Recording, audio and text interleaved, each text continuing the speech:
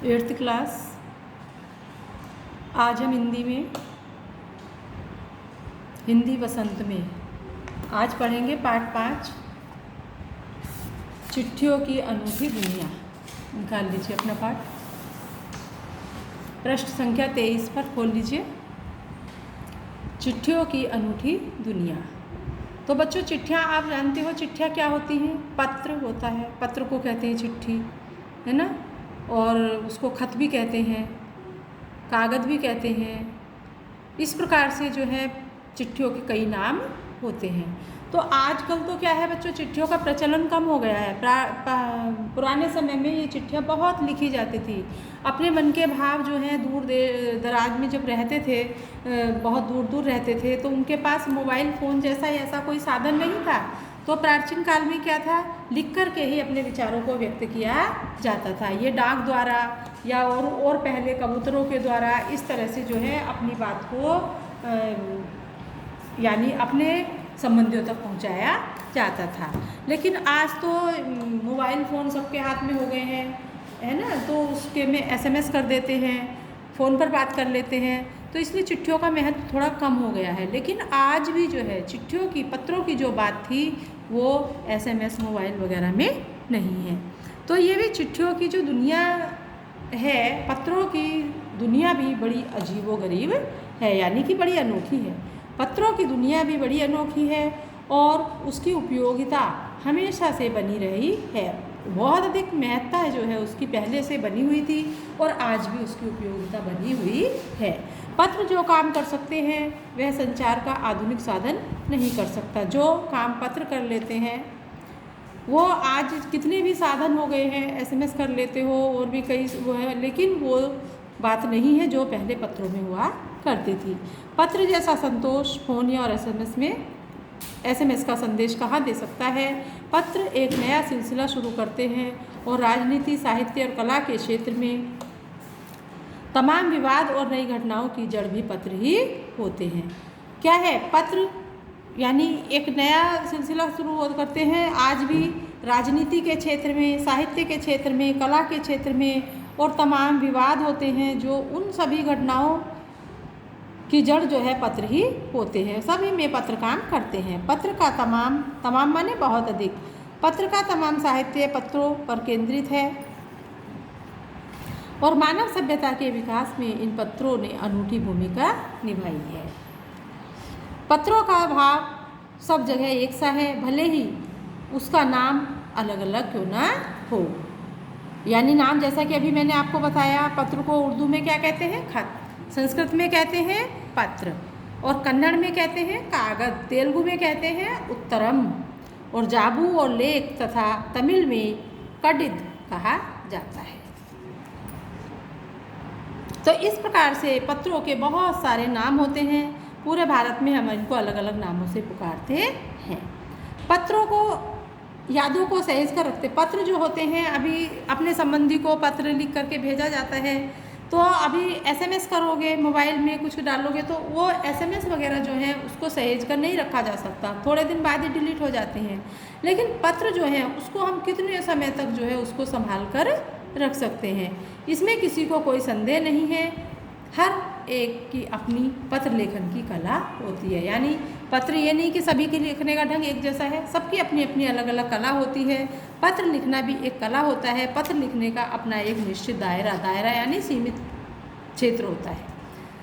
दुनिया भर में रोज़ करोड़ों पत्र एक दूसरे को तलाशते तमाम ठिकानों तक पहुँचते हैं। आज भी डाक द्वारा, कोरियर द्वारा, कई ये स्पीड पोस्ट द्वारा, यानी कई ऐसे साधन हैं जिसके द्वारा पत्रों को जो है अपने एक स्थान से दूसरे स्थान तक अनेकों पत्र पहुंचते हैं।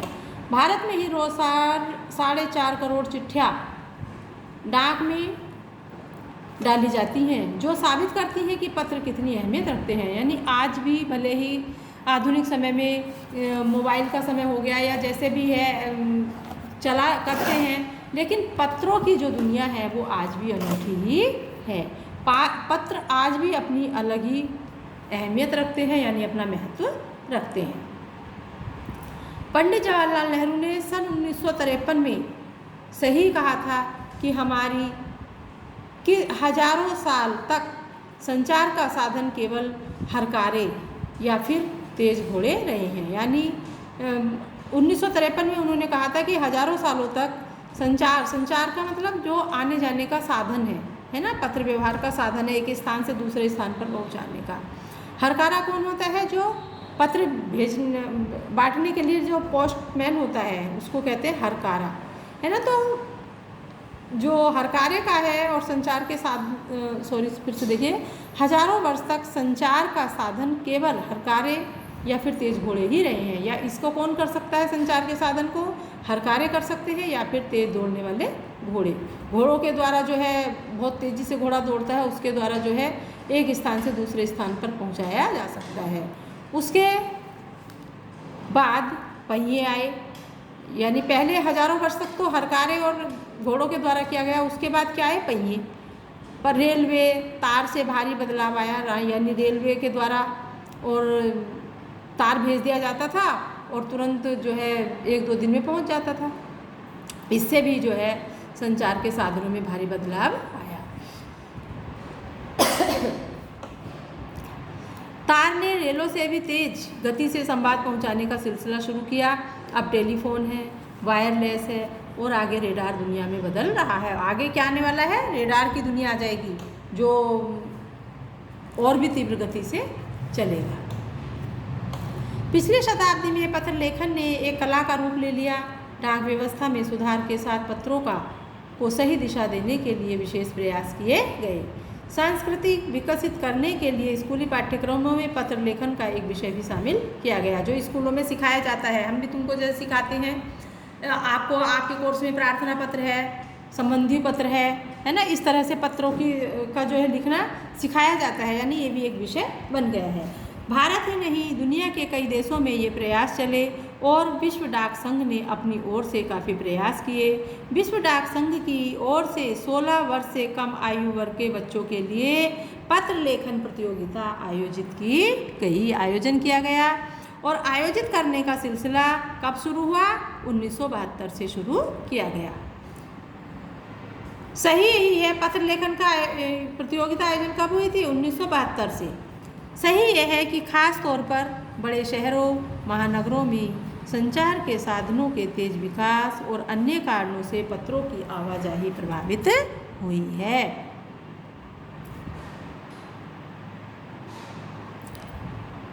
पर देहाती दुनिया, देहाती मतलब गांव के जो दूर दराज के क्षेत्र हैं उसे कहते हैं देहाती। देहाती दुनिया आज भी चिट्ठियों से ही चल रही है।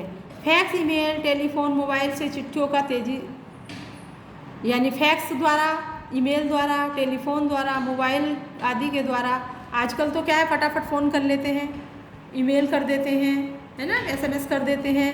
तो जो है हफ्तों जहाँ लगते थे वहाँ 1 मिनट में, 1 सेकंड में काम हो जाता है।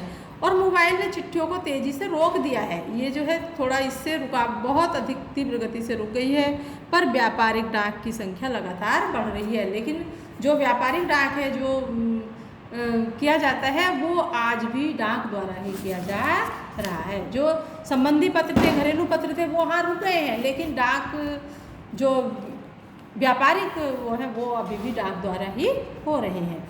जहाँ तक पत्रों का सवाल है, अगर आप भी बारीकी से उसकी तह में जाएं तो आपको ऐसा कोई नहीं मिलेगा जिसने कभी किसी को पत्र ना लिखा हो। यदि हम इसको देखें तो सभी को, ऐसा कोई भी नहीं है जिसने पत्र न लिखा हो। सभी जो है पत्र लिखते हैं। और लिखा, जिसने कभी किसी को पत्र ना लिखा या ना लिखाया हो, तो पत्र का बेसब्री से जिसने इंतज़ार ना किया हो, हमारे सैनिक तो पत्रों का जिस उत्सुकता से इंतज़ार करते हैं उसकी कोई मिसाल ही नहीं है। यानी ऐसा हम बारीकी से यदि देखें तो ऐसा कोई भी व्यक्ति नहीं है जिसने पत्रों को ना लिखा हो।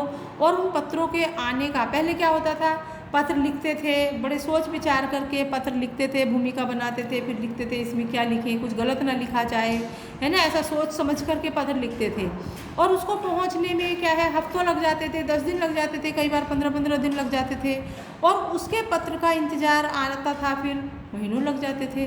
तो बड़ी बेसब्री से इंतज़ार रहता था कि कहीं अभी हमारा पत्र आएगा, बड़ी बेसब्री से इंतज़ार करते थे। और जो फौजी हैं आर्मी में इसमें, तो वो तो उनका एक साधन क्या है, पत्र ही बन जाता था, बड़ी बेसब्री से वो इंतज़ार करते थे। अलग मिसाल है, मतलब एक जो है कायम की हुई है। एक दौर था जब लोग पत्रों का महीनों तक इंतज़ार करते थे, और लेकिन अब वह बात नहीं है। परिवहन साधनों के विकास ने दूरी घटा दी है। पहले लोगों के लिए संचार का इकलौता साधन केवल चिट्ठी ही थी, आज और भी साधन विकसित हो चुके हैं। आज देश में ऐसे लोगों की कमी नहीं जो अपने पुरखों मतलब जो बड़े बुजुर्ग हैं, पुरखों की चिट्ठियों को सहेज कर संजो कर विरासत के रूप में रखे हुए हों, और या फिर बड़े बड़े लेखक, पत्रकारों, उद्यमी, कवि, प्रशासक, सन्यासी या किसान, इनकी पत्र रचनाओं अपने आप में अनुसंधान का विषय हैं। यानी कि ऐसे भी बहुत सारे लोग हैं जो अपने पुरखों की, जो पुरखे हैं उनकी अपनी पत्रों को, अपनी चिट्ठियों को संजो करके रखते हैं, जैसे कि उनकी एक विरासत हो। विरासत मतलब जो बुजुर्गों से मिली हुई होती है, उसे विरासत कहते हैं, है ना। और फिर बुजुर्गों से मिली हुई जो संपत्ति होती है वो क्या होती है, विरासत। तो उनको पत्रों को भी विरासत के रूप में ही रखते थे।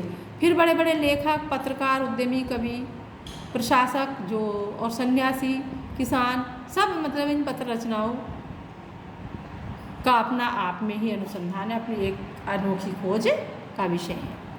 अगर आज जैसे संचार साधन होते तो पंडित नेहरू अपनी पुत्री इंदिरा गांधी को फ़ोन करते, पर तब पिता के पत्र पुत्री के नाम नहीं लिखे जाते थे, जो देश में करोड़ों लोगों को प्रेरणा देते हैं। यानी यदि उस समय फ़ोन होते तो पंडित जवाहरलाल नेहरू ने अपनी पुत्री इंदिरा गांधी को जो पत्र लिखा था उसमें क्या है, फ़ोन पर ही बात कर लेते। लेकिन वो फ़ोन पर कर तो लेते, लेकिन जो हमारे लिए प्रेरणा बनी गई है उन पत्रों की, वो नहीं हो पाती। हम कैसे जान पाते, है ना। तो ये जो लिखे हुए पत्र हैं उनके, ये करोड़ों लोगों को प्रेरणा देते हैं। पत्रों को तो आप सहेज कर रख लेते हैं, SMS संदेशों को आप जल्दी ही भूल जाते हैं। कितने संदेशों को आप सहेज कर रख सकते हैं। तमाम महान हस्तियों की तो सबसे बड़ी यादगार धरोहर उनके द्वारा लिखे गए पत्र ही होते हैं। दुनिया के तमाम संग्रहालय जानी मानी हस्तियों के पत्रों का अनूठा संकलन भी है। तमाम पत्र देश, काल और समाज को जानने समझने का असली पैमाना होता है।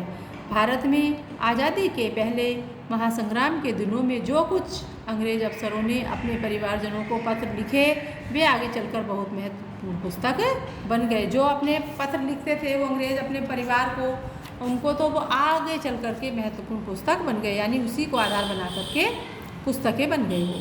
इन पत्रों ने साबित किया कि संग्राम कितनी ज़मीनी मजबूती लिए हुए था। ज़मीनी मजबूती यानी बहुत एकदम गड़ गया था, जो संग्राम हुआ था बहुत अधिक मजबूती लिए हुए था, और कैसे कैसे वो हुआ।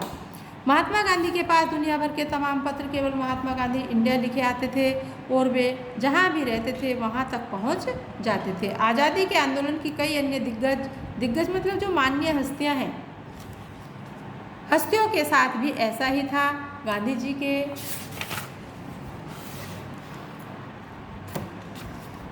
पास देश दुनिया की सबसे बड़ी संख्या में पत्र पहुंचते थे। गांधी जी के पास पूरे देश से, पूरी दुनिया से पत्र आते थे, और बहुत बड़ी तादाद में आते थे, बहुत बड़ी संख्या में आते थे।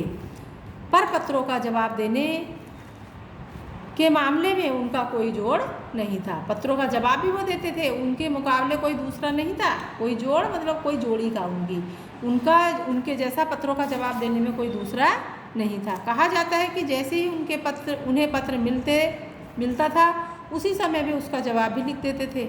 अपने हाथों से ही ज़्यादातर पत्रों का जवाब देते थे। जब लिखते लिखते उनका दाहिना हाथ दर्द करने लग जाता था, तो वे बाएं हाथ से लिखने में जुट जाते थे। देखिए कितने पत्र लिखते थे वो, जितने पत्र आते थे उनके दुनिया भर से सभी का जवाब देते थे। लिखते लिखते थक जाते थे तो बायां हाथ, दाहिना दुखने लग गया तो बाएं से काम करते, दोनों हाथों से काम करते थे वो। तो कितना पत्र लिखते थे। महात्मा गांधी ही नहीं, आंदोलन के तमाम नायकों के पत्र गांव गांव में मिल जाते हैं। पत्र भेजने वाले लोग उन पत्रों को किसी प्रशस्ति पत्र से कम नहीं मानते थे। यानी पहले फ़ोन वगैरह ऐसे साधन नहीं थे, वो पत्र ही होते थे। और जो वो पत्र होते थे उनको भी ऐसा सहेज कर रखा जाता था कि जैसे वो प्रशस्ति पत्र ही हो, है ना, ऐसा उनको सहेज कर रखते थे। कई लोगों ने तो उन पत्रों को फ्रेम कराकर भी रख लिया। यह है पत्रों का जादू। यही नहीं, पत्रों के आधार ही कई भाषाओं में जाने कितनी किताबें लिखी जा चुकी हैं। पत्रों के आधार पर ही कई भाषाओं में बहुत सारी किताबें लिखी जा चुकी हैं।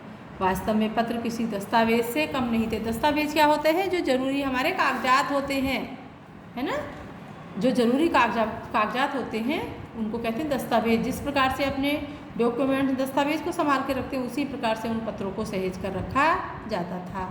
पंत के 200 पत्र, बच्चन और निराला के नाम पत्र हमको लिखियो है कहा, तथा पत्र के आईने में दयानंद सरस्वती समेत कई पुस्तकें आपको मिल जाएंगी। कहा जाता है कि प्रेमचंद खास तौर पर नए लेखकों को बहुत प्रेरक जवाब देते थे तथा पत्रों के जवाब में वे बहुत मुस्तैद थे। मुस्तैद मतलब बहुत चतुर थे, होशियार थे। उसी प्रकार नेहरू और गांधी के लिखे हुए रविन्द्रनाथ टैगोर के पत्र भी बहुत प्रेरक है। प्रेरक का मतलब होता है प्रेरणा देने वाले, जो प्रेरणा देते हैं, प्रेरक। तो उनके पत्र भी बहुत अधिक प्रेरक थे। महात्मा गांधी और कवि के नाम से महात्मा गांधी और रविंद्रनाथ टैगोर के बीच सन 1915 से 1941 के बीच में पत्राचार का संग्रह प्रकाशित हुआ, जिसमें बहुत से नए तथ्यों और उनकी मनोदशा का लेखा जोखा मिलता है। तो बच्चों, पत्र व्यवहार की परंपरा भारत में बहुत पुरानी है, पर इसका असली विकास आज़ादी के बाद हुआ। आज़ादी जब अंग्रेज चले गए, हमारा देश आज़ाद हो गया, तो पत्र व्यवहार का असली विकास जो हुआ वो आज़ादी के बाद हुआ। लेकिन है तो बहुत पुरानी प्रथा, पर इसका तमाम सरकारी विभागों की तुलना में सबसे ज़्यादा गुडविल डाक विभाग की ही है। इसकी एक खास वजह ये भी है कि यह लोगों को जोड़ने का काम करता है। घर घर एक तक इसकी पहुंच है। संचार के तमाम उन्नत साधनों के बाद भी चिट्ठी पत्री की हैसियत बरकरार है। बरकरार मतलब बनी हुई है। शहरी इलाकों में आलीशान हवेलियाँ हो या फिर पट्टियाँ में रह रहे लोग, दुर्गम जंगलों से घिरे गांव में कहीं भी रह रहे हों, चाहे बर्फबारी में हो, पहाड़ों पर हो, झोपड़ी में हो, गांव में हो, शहरों में हो, है ना। लेकिन क्या है, समुद्र तट पर रह रहे हो, मछुआरे हों या फिर रेगिस्तान की डांडियों में रह रहे लोग, आज भी पत्रों का सबसे अधिक बेसब्री से इंतज़ार होता है। आज भी पत्रों का वहाँ पर बहुत अधिक इंतज़ार होता है। एक दो नहीं, करोड़ों लोग खतों और अन्य सेवाओं के लिए रोज़ भारतीय डाकघरों के दरवाजे तक पहुँचते हैं और उसकी बहुआयामी भूमिका नज़र आती है।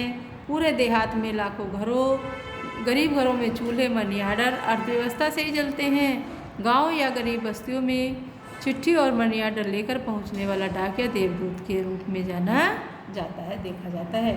यानी बहुत सारे घर ऐसे होते हैं जो मनी आर्डर आता है ना, तो उसके द्वारा ही वो देखती, तो वो पहले से ही देखने लग जाती है कि कब डाकिया हमारा मनी आर्डर लेकर के आएगा, कब हमारी चिट्ठी आएगी, है ना। तो इस प्रकार से जो हरकारा होता है, जो डाकिया होता है, डाक पहुंचाने वाला, उसको क्या समझते हैं? देवदूत। देवदूत यानी भगवान का भेजा गया दूत मानते हैं।